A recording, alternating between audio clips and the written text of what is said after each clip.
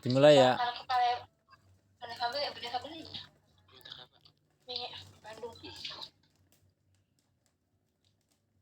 Assalamualaikum warahmatullahi wabarakatuh.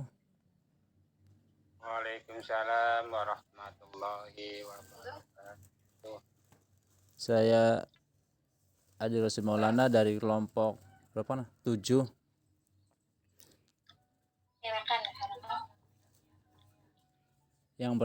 yang beranggotakan saya Adi Rosi Maulana, kemudian Wahyuning, kemudian Nur Laila, dan juga Wahyudi. Kebetulan yang 3 orang itu tidak ada, jadi saya sendiri yang presentasi. Saya di sini akan menjelaskan atau menerangkan sedikit tentang proses perkembangan dan pertumbuhan mekanis fotosintesis.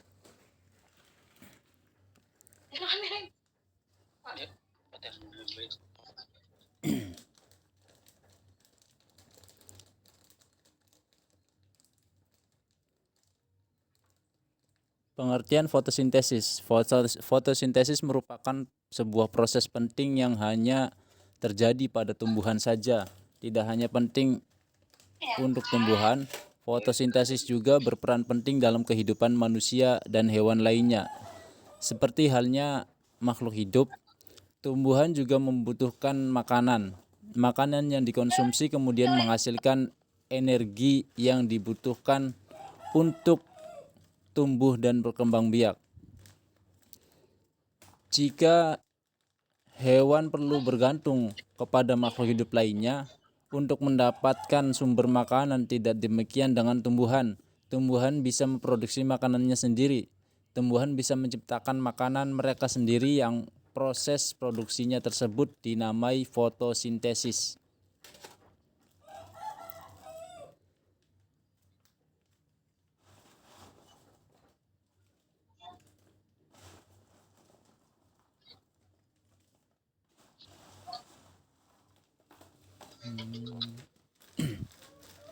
Kemudian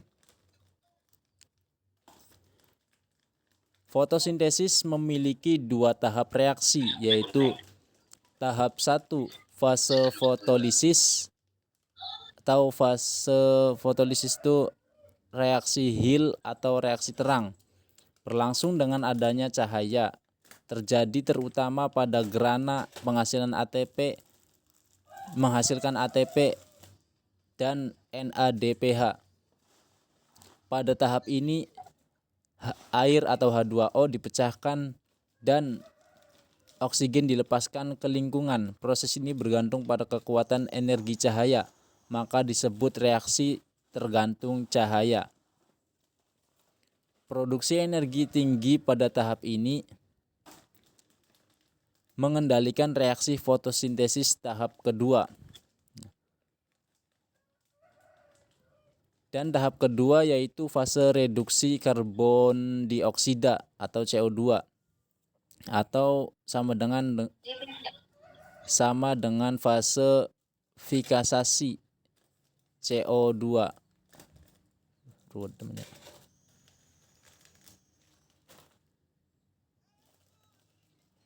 Asimilasi atau CO2, reaksi gelap berlangsung pada stroma, memerlukan ATP, NADPH dan menghasilkan karbohidrat. Pada ini atom hidrogen atau HEM mereduksi menjadi karbohidrat. Reaksi ini dapat terjadi dengan atau tanpa cahaya, maka disebut dengan reaksi tidak tergantung cahaya.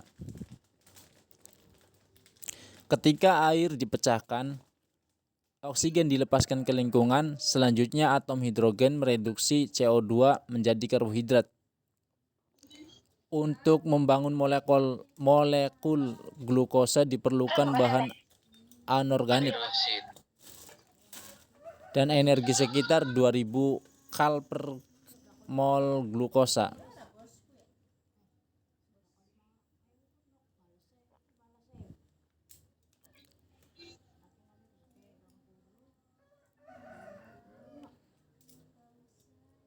Selain bahan organik, cahaya atau pigmen hijau sangat berperan pada proses fotosintesis.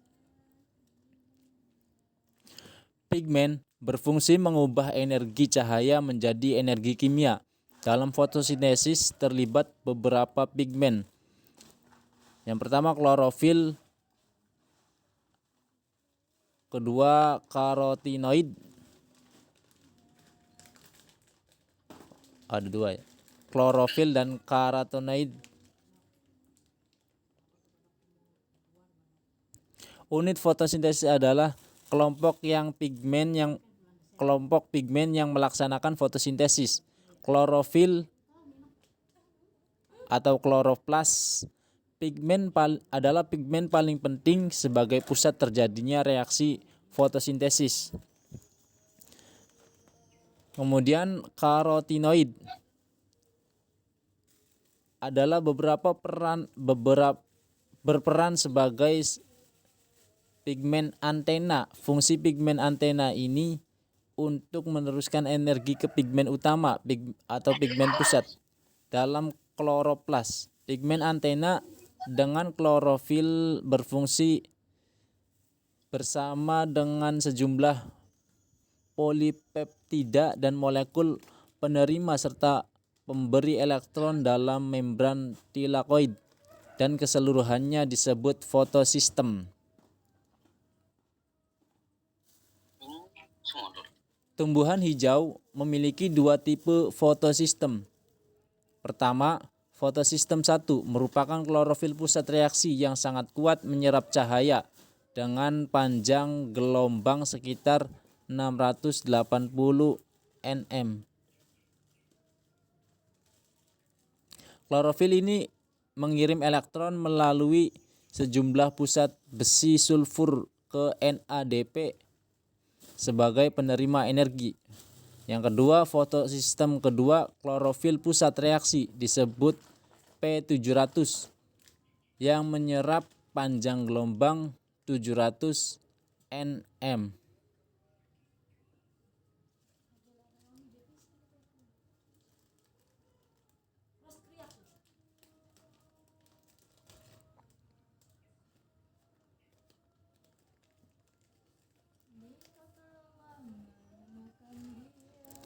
Baik, itu saja yang dapat saya sampaikan tentang fotosintesis. Kurang lebihnya mohon dimaafkan dan dimaklumi. Selanjutnya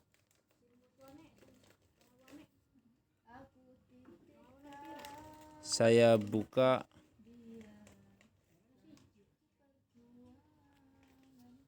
termin pertanyaan. Mangga yang mau bertanya.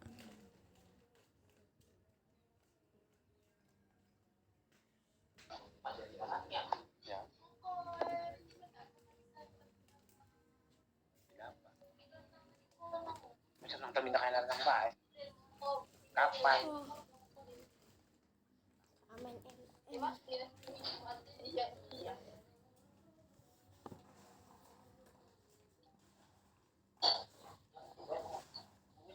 Kemutukan baca. Alas mo kuat.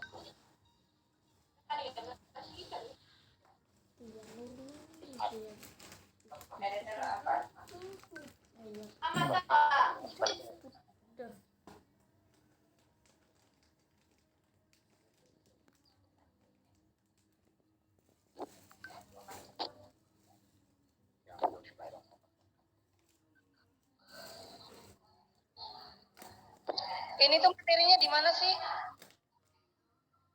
Materinya nggak ada, Bu. Nggak ada? Iya.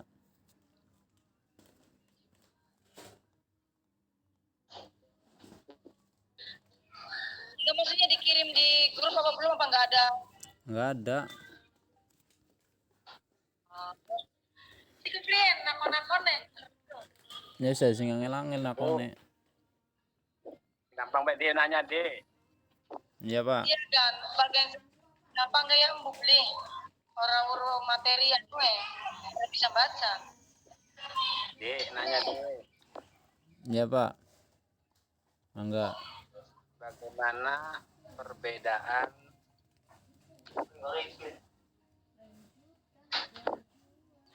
cara berfotosintesis yang baik dan cara berfotosintesis yang kurang baik.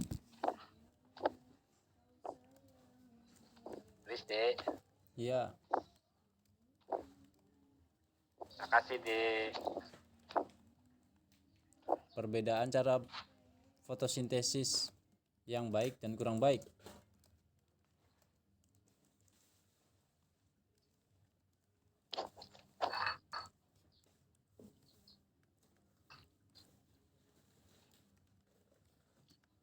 Mau tanya, Dek. Iya, silakan Mbak Ilmia.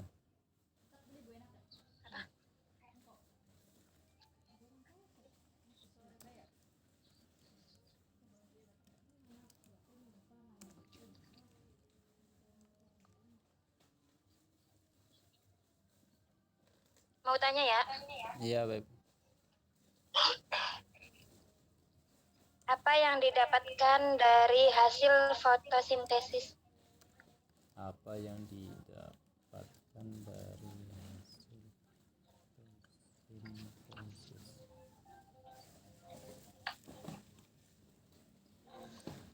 Apa yang didapatkan atau dihasilkan dari hasil fotosintesis ya? Iya. Baik, satu lagi. Ada yang bertanya? Di mau nanya, Di. Siapa kana?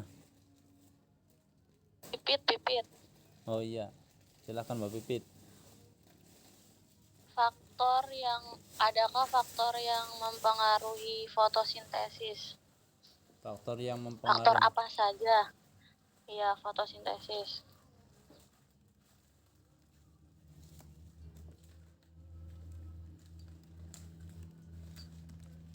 Baik, terima kasih. Termin pertama sudah ada 3 penanya. Mohon untuk memberi waktu sebentar untuk merumuskan jawabannya.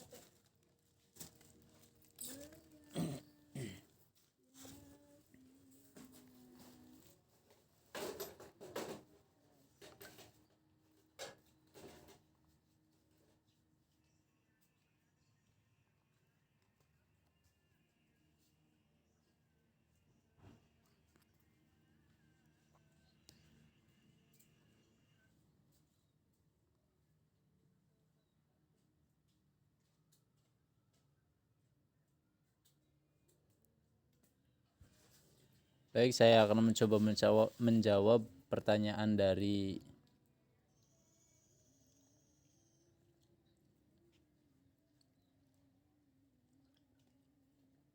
Mbak Fitriani dulu tentang faktor yang mempengaruhi terjadinya fotosintesis.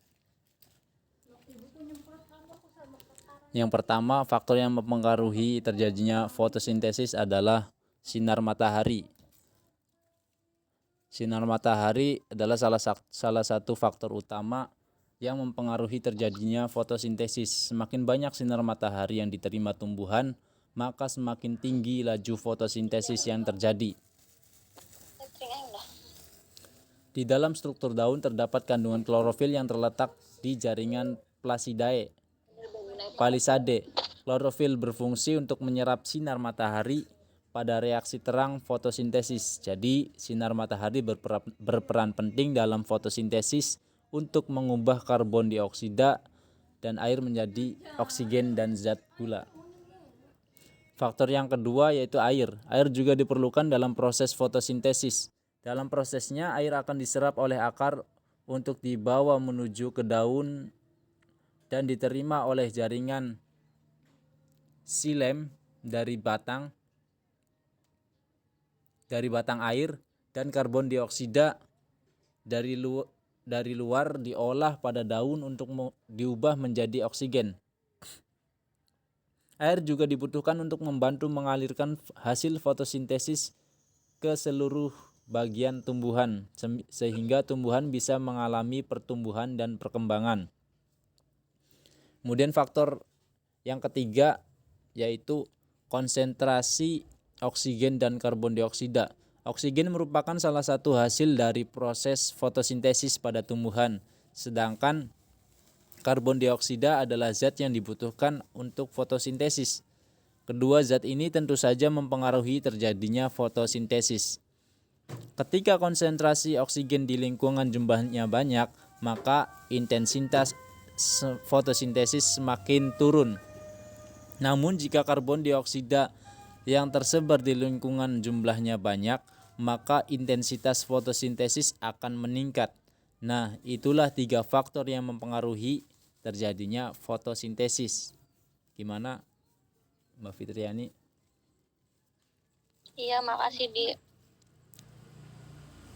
Barangkali ada yang mau menambahkan? Cukup, Bi. Makasih. Kemudian selanjutnya saya akan mencoba menjawab pertanyaan dari Mbak Ilmiah tentang apa yang didapatkan dari fotosintesis atau apa yang dihasilkan dari fotosintesis.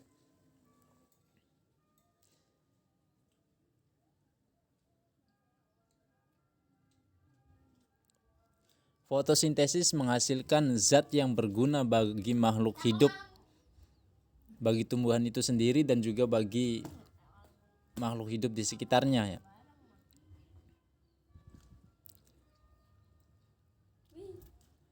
Yaitu manfaat yang didapat dari proses fotosintesis yaitu memproduksi zat makanan berupa glukosa.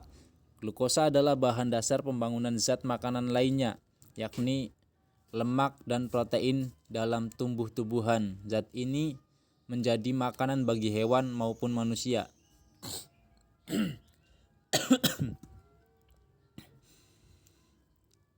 Kemudian membantu membersihkan udara.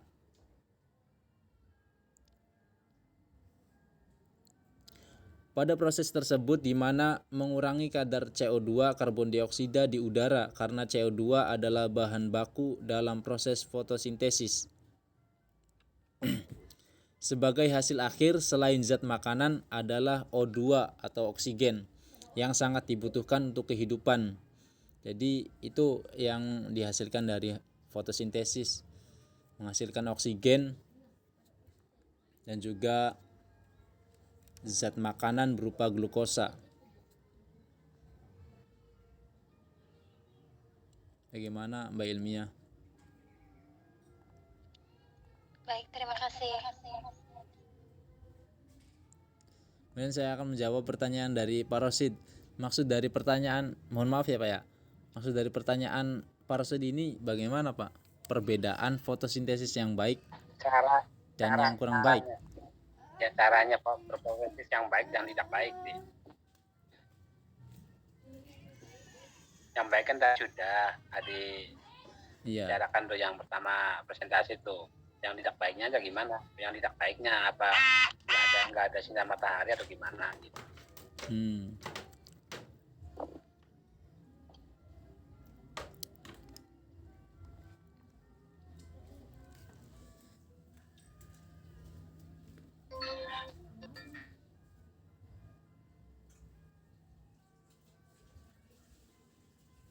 Sebentar, Pak.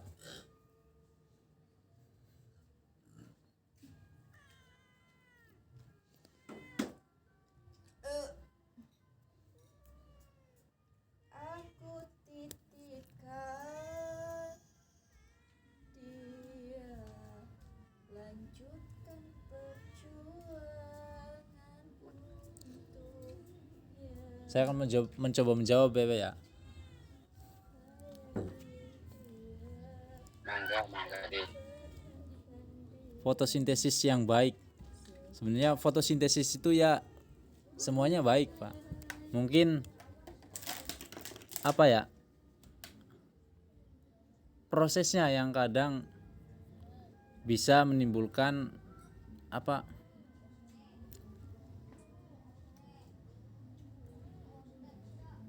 Bisa apa? Menimbulkan hal-hal yang kurang baik. Jadi kan ada dua proses fotosintesis ini, ada reaksi terang dan juga reaksi gelap. Pada reaksi terang, energi matahari diserap klorofil untuk diubah menjadi energi kimia, lalu terjadi pemecahan air yang diubah sebagai ion hidrogen dan oksigen. Ion hidrogen diperlukan supaya terikat dengan karbon dioksida dan menghasilkan glukosa, sedangkan oksigen yang terbentuk hasilnya akan dilepas ke udara. Nah, yang kedua reaksi gelap. Pada fase gelap, karbon dioksida dan ion hidrogen akan berkaitan dengan bantuan energi kimia yang dihasilkan pada reaksi terang menjadi glukosa. Glukosa ini digunakan untuk membentuk protein, asam nukleat, lemak, dan karbohidrat struktural yang berperan penting dalam metabolisme organ tumbuhan. Jadi ya menurut saya sih semua fotosintesis itu baik karena menghasilkan zat yang sangat bermanfaat bagi kehidupan manusia. Jadi ya tidak ada fotosintesis yang kurang baik itu. Karena kalau tidak ada fotosintesis tidak ada kehidupan di sini di bumi ini. Karena kan menghasilkan oksigen. Memang bisa dari fitoplankton oksigen. Cuman yang paling banyak menghasilkan oksigen adalah tumbuhan.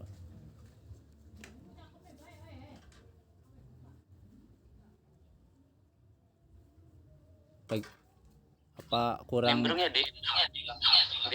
Iya, Pak. Nimbrung ya. Mau sedikit meluruskan. Iya. Untuk pertanyaan Pak Rosid. Jadi gini Pak Rosid, fotosintesis itu beda dengan sistem pembelajarannya. Sistem pembelajaran kan bagaimana cara belajar yang baik dan bagaimana cara belajar yang tidak baik. Kalau di fotosintesis itu hanya sebuah kegiatan Pak Rosid yang dilakukan oleh tumbuhan. Mungkin pertanyaan yang lebih tepat gini Pak Rosid, bagaimana ketika fotosintesis itu tidak berjalan dengan baik, kayak gitu ya Pak Rosid?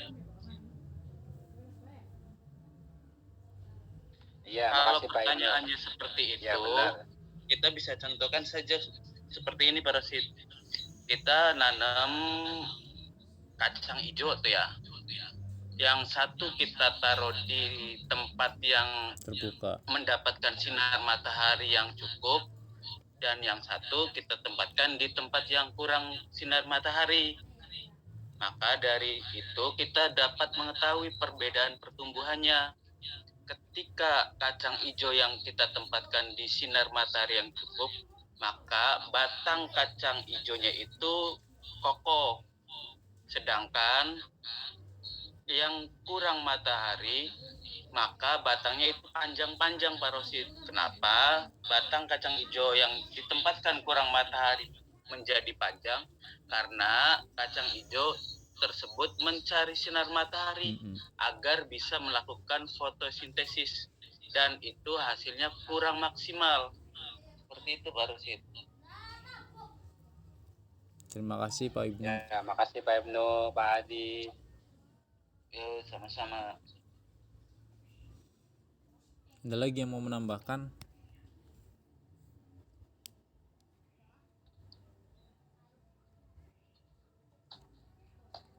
Cukup deh. Berarti daun sing mangkaret atau buah sing cilik kan ada hubungan fotosintesis tak?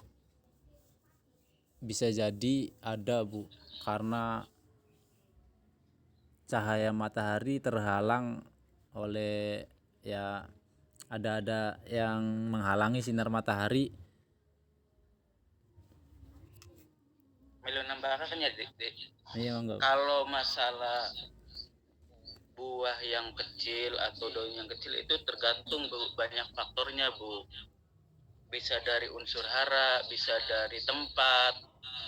Contoh nih ya, ibu nanam padi di sawah, terus sawahnya ibu itu banyak rumputnya. Terus ibu lihat sawah tetangga yang tidak ada rumputnya. Perbedaan pertumbuhan padinya ibu dan padinya tetangga ibu pasti berbeda. Yang nggak ada rumputnya, tumbuh padinya itu maksimal, sedangkan yang banyak rumputnya tumbuhnya itu tidak maksimal. Itu dari masalah tempat. Terus ada dari masalah unsur hara. Ibu nanam sesuatu, menanam dua jenis jambu contohnya. Yang satu ibu pupuk dengan maksimal, dan satunya ibu tidak pupuk dengan maksimal, maka pertumbuhannya juga berbeda. Faktornya banyak kalau itu mah, Bu.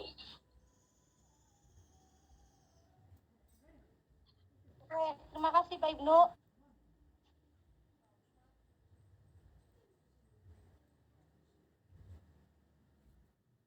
Terima kasih Pak Ibnu atas tambahannya.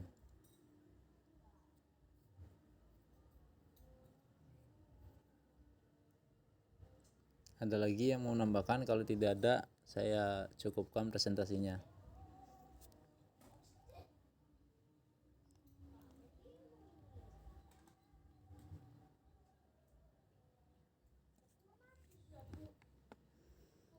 Baik, kalau tidak ada, saya cukupkan presentasi kali ini. Mohon maaf apabila ada salah-salah kata yang kurang berkenan dan kurang mengenakan. Kemudian mohon maaf, mohon dimaklumi. Akhirul kalam, wallahul mu'afiq ila aqwamit thariq. Assalamualaikum warahmatullahi wabarakatuh. Waalaikumsalam warahmatullahi wabarakatuh. Pragataki newis kelompoknya lah beta singgawe Kang Adi Rosid, ditunggu laporannya ya. Ya.